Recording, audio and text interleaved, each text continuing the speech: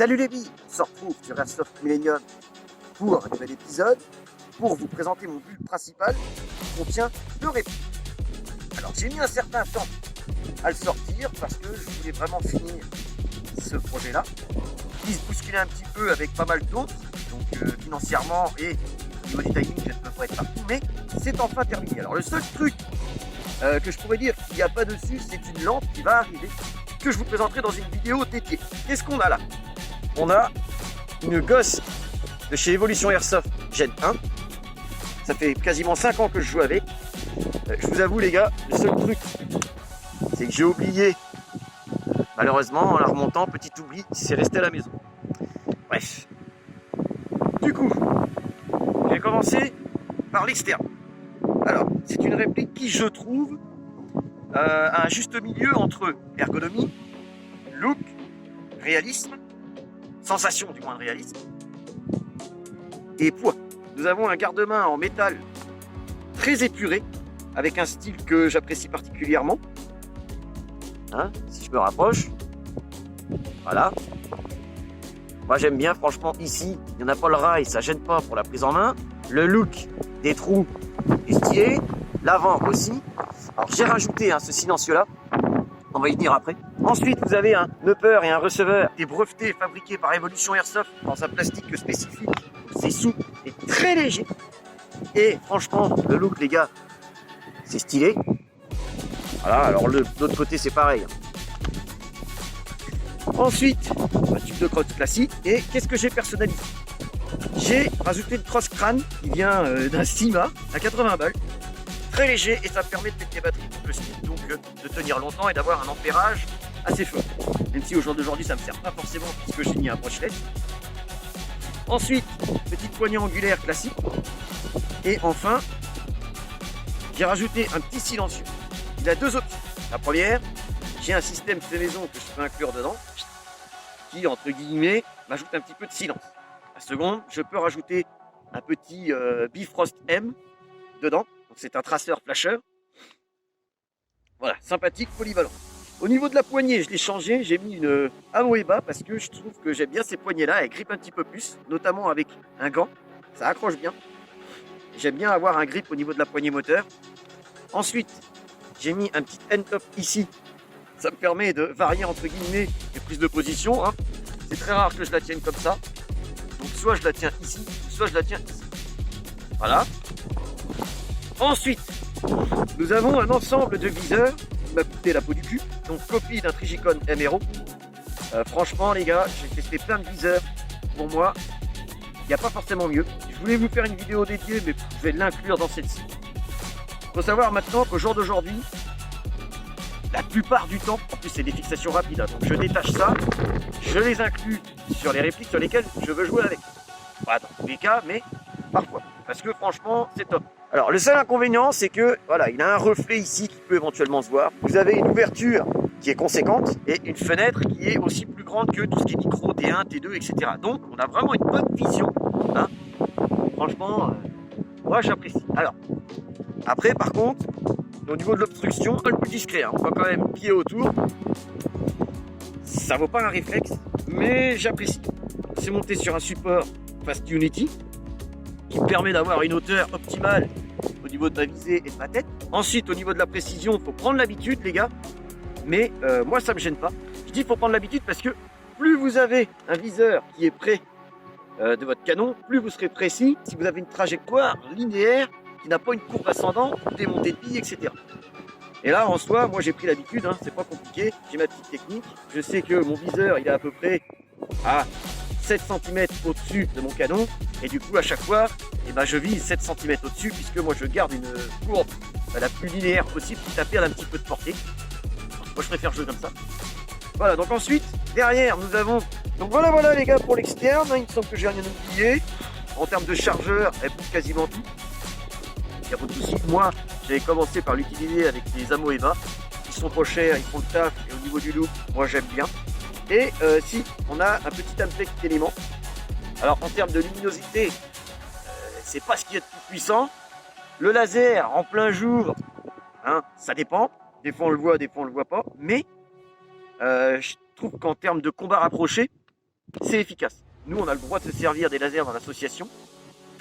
Je ne vais pas venir sur les termes tactiques, techniques ici, mais parfois un laser, ça peut servir. Et après, bon bah voilà, hein, j'ai la petite lampe aussi en 200 lumens, il me semble. Pas très puissante, mais on va dire que jusqu'à une trentaine de mètres. Et peut-être que je pourrais par la suite aussi changer la LED du handpec pour avoir aussi quelque chose de plus puissant, voire quelque chose sur lequel je peux aussi varier l'intensité. C'est un petit projet que je vous ferai par la suite. Ensuite, les gars, au niveau de l'interne, qu'est-ce que ça donne?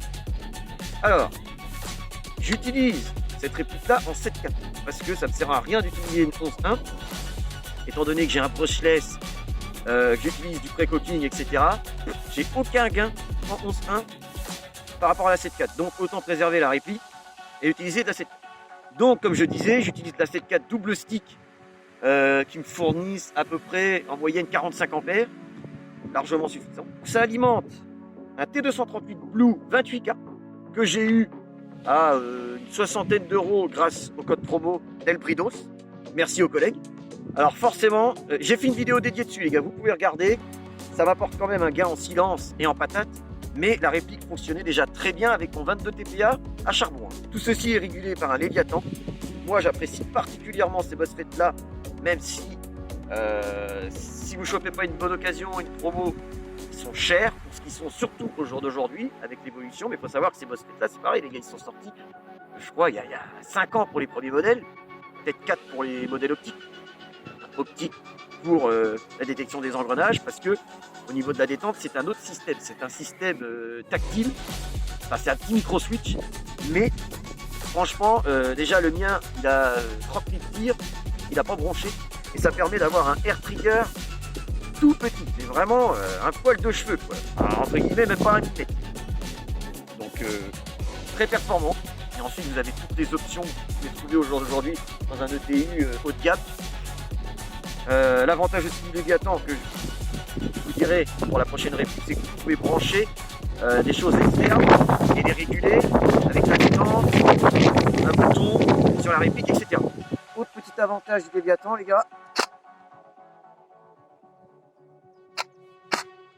le piston Herbie. Alors dans un premier temps, le plus souvent, moi je travaille que avec des roulements. Secondo, je travaille soit avec du 16, soit du 13.1. Donc là, c'est du 13.1, axé sur roulement pour le secteur et le spur gear. Dans la conception, on n'a jamais sur le bevel gear. Ce qui fait que ça me donne un maximum de fluidité. Ensuite, on enchaîne avec le bloc pneumatique. Alors j'ai joué pendant longtemps avec un bloc pneu classique FPS Softair. Ça faisait très bien le taf, et puis j'ai voulu pousser un petit peu plus le truc. Le cylindre, c'est toujours le FPS Softair, réglé par rapport à mon volume d'air. J'ai choisi pour moi ce qui se fait de meilleur au jour d'aujourd'hui, pour la tête de piston et le nozzle. Je me suis dirigé chez Ipis. Vous avez un pré-joint, forcément le joint principal. La matière, c'est nickel. Là, j'ai quelques petites rayures, elles étaient déjà là quand je l'ai acheté, hein. C'est pas moi. On a 11 trous d'entrée conséquents, plutôt bien placés, qui font très bien leur travail. Hein. Dès que j'arrive ici, ça commence déjà à prendre de l'étanchéité. Là, on n'a pas de perte, rien. Alors là, les sorties d'air sont égales aux entrées. Ça sort pas par le dessous. Ça arrive directement comme ça devant. Là. Concernant le nozzle, j'ai un Ipis. Alors pour moi, c'est l'équivalent au Begadi. Bon, c'est eux qui ont sorti les modèles comme ça, avec double joint, second joint déporté, en premier. Et ce que je préfère chez les Ipis par rapport au Begadi, c'est le chanfrein interne. Il est un petit peu plus prononcé. Donc forcément, ça maintient mieux la bille. Après, si vous êtes bricoleur, encore une fois, sur un Begadi, vous pouvez éventuellement accentuer un petit peu ce chanfrein-là. Vous n'êtes pas obligé, hein, ça marche déjà très bien comme ça. Donc vous voyez les gars, déjà, niveau rétention, si je coûte trop, ça bouge, mais franchement, vous voyez, ça reste sur place. Je vais le faire direct en rétracté. Hop, ça prend direct. Le pop-up Begadi que j'ai acheté depuis peu, c'était le dernier élément en interne que je voulais mettre. Alors honnêtement, la différence par rapport au pop-up d'origine que j'ai utilisé, et par contre j'ai bien calé de partout, hein, que ce soit la patte d'appui, au niveau latéral, niveau hauteur, j'ai réglé aussi l'axe de mon œuf concave que je fais fabriquer fait maison qui a une très bonne cote. Enfin voilà, le bloc pop-up d'origine était bien calé, etc. Mais c'est vrai que ce que je voulais, c'est un bloc up de qualité avec un système TDC comme ça, que j'utilise de la 030, 36, etc. Je serai toujours bien axé nickel. Parce que ça, avec un bloc up d'origine, on ne peut pas se le permettre. Alors ce bloc, il alimente une combinaison d'un joint Pegasus 50 degrés, lui aussi depuis 4 ans, qui n'a pas bougé. Les performances sont toujours nickel. Après, je l'entretiens régulièrement. Et son canon, Poséidon Gen 2, pareil, le revêtement à l'intérieur n'a pas bougé depuis 4 ans. C'est un 605 en laiton avec un revêtement spécifique. Ensuite, il a le système Aircushion breveté de chez Poséidon. Ça veut dire qu'à l'entrée, en fin de compte, sur la partie inférieure, vous avez une petite gouttière qui, soi-disant, apporte de la stabilité, du bonus pour la prise de l'effet au peuple. Et à la sortie, vous avez, entre guillemets, un système porté.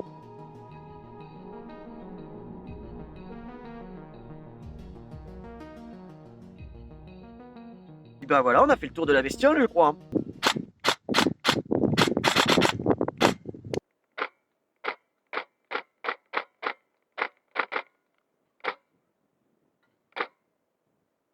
Donc vous voyez les gars, le bout de tôle là, du bunker, il est à 70 mètres.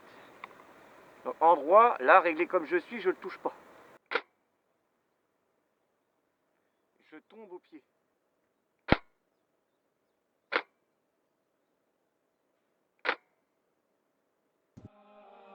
Et voici la deuxième réplique qui comporte mon bulle principal. C'est la même réplique, c'est une Ghost. Voilà, ça c'est ma configuration CQB. Ce qui change sur celle-ci, c'est la version S, donc un petit peu plus courte.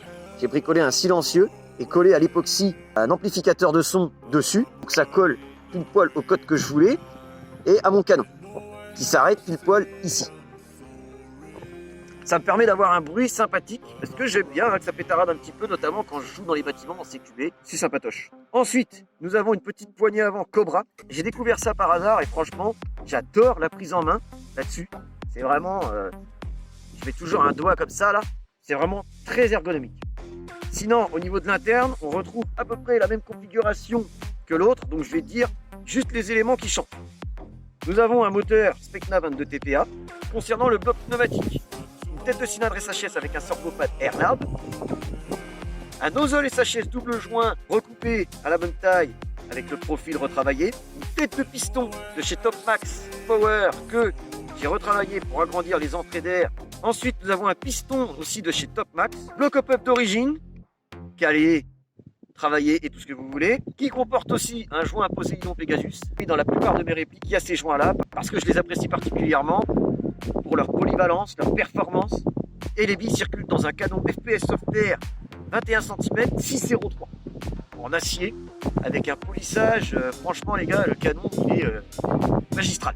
Donc voilà pour cette petite config là, elle est à 0,9 joules, je tire en fonction de sur quel terrain je jouais, à 0,25, 0,28. Au niveau de la réactivité les gars, normalement je la joue en 11.1 et malheureusement j'ai oublié, donc je suis obligé de mettre à 7.4 en double stick. C'est pas trop mal déjà.